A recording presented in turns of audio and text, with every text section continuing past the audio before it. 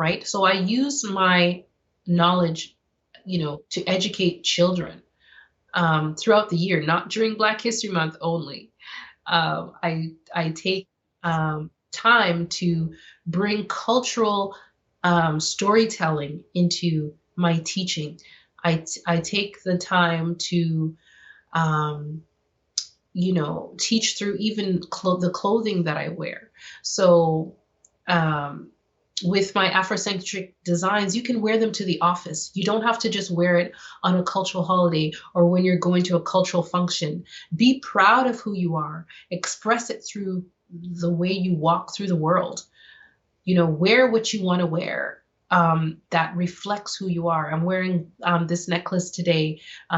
It's a South African type of necklace. I love it. It goes with a lot of different things that I wear. I have lots of them, different colors. And in just wearing a hoodie and track pants, I wear this necklace and it's like suddenly I become a queen. I become someone who I can relate to. Like, people ask me so many questions about this necklace, and it makes me realize that there's power in what we wear on the outside, right?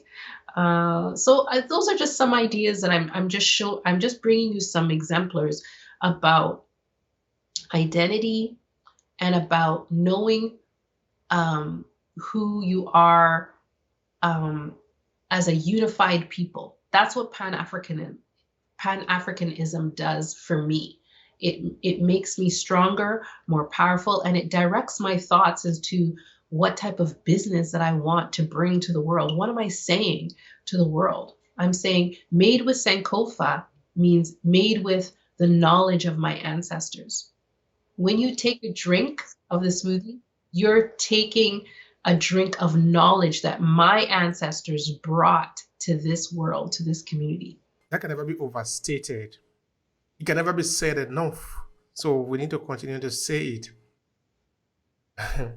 You see, Thomas Sankara was the president of Burkina Faso. Burkina Faso. Now, this is the idea of Thomas Sankara, that Africans should eat what they produce and produce what they eat. Exactly. Yeah. I'm making mention of it because in the course of your explanation, you did make mention of the fact that Africans are not even profiting from the material that they have. This is only one. No, we're talking of food. Mm-hmm. Yeah. Anyway, we can drag that to different angles because it is very irritating and very sad, actually. 1991, that was when the Gulf War was taking place, no? Mm-hmm. When the US was bombing countries in the Middle East. Mm-hmm. Now, at that time, like what is happening in between Russia and Ukraine today, Mm-hmm. you will imagine that other people, where there is no fighting, they will be benefiting from the war. I'm not saying war is good, but people are so stupid that sometimes they keep fighting instead of talking, no? All right. Mm-hmm. 1991, Gulf War. Mm-hmm. In Nigeria, we are one of the top oil producers in the world. We have sold a lot of oil in the time. Mm-hmm. Of course, most of the thing that is happening in the country in Nigeria is illegal in most of the cases, though, because we don't do it legally, so we do it illegally because it benefits few people. The rest can go home hungry. It doesn't concern the few the few thieves that are in position of authority.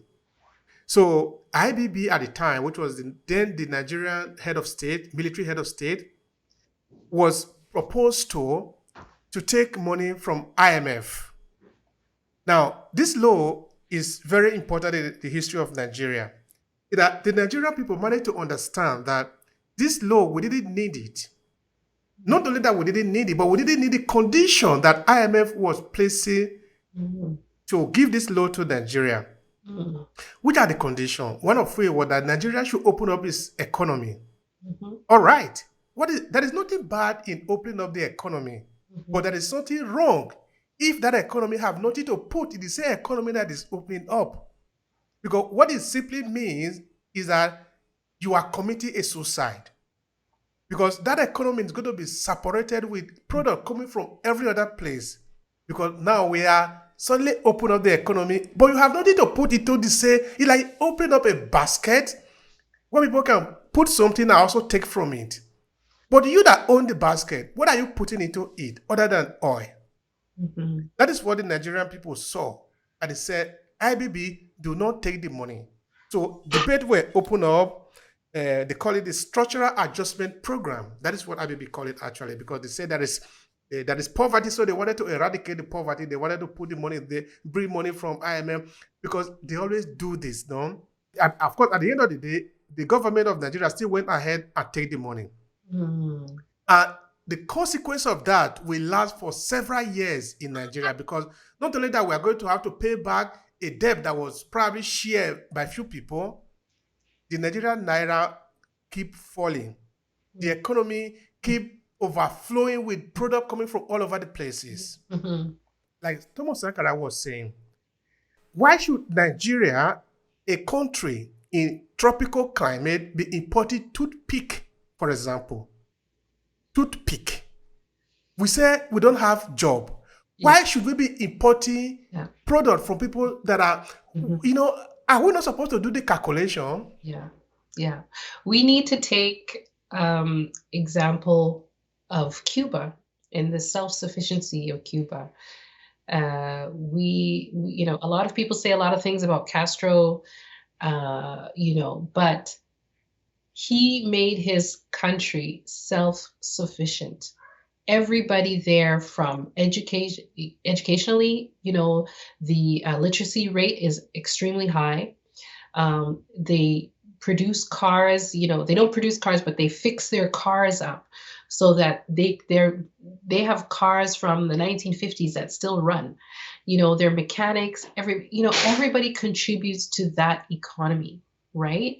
So I agree with you. It's the same thing happening in Jamaica right now. Why would you import banana from somewhere else and you live in Jamaica? Jamaica just has banana, but banana chips come from somewhere else. It's really ridiculous when you think about it, right? So, a lot of people,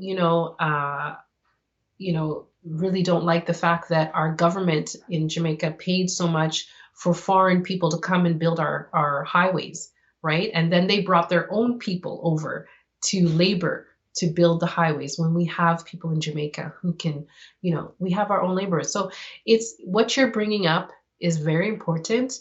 It's about self-sustaining countries. We need to be able to look at our resources, utilize our resources, and protect our resources from external forces, right? And that's something that we're not doing, well enough. We're not taking it seriously. And I agree with you. We would be further ahead if we could utilize the things that we have already, instead of importing and exporting. Some of the things that we export, we need for ourselves, so we're exporting things that at prices that should be more, we should be gaining more wealth from, but we're exporting them at peanuts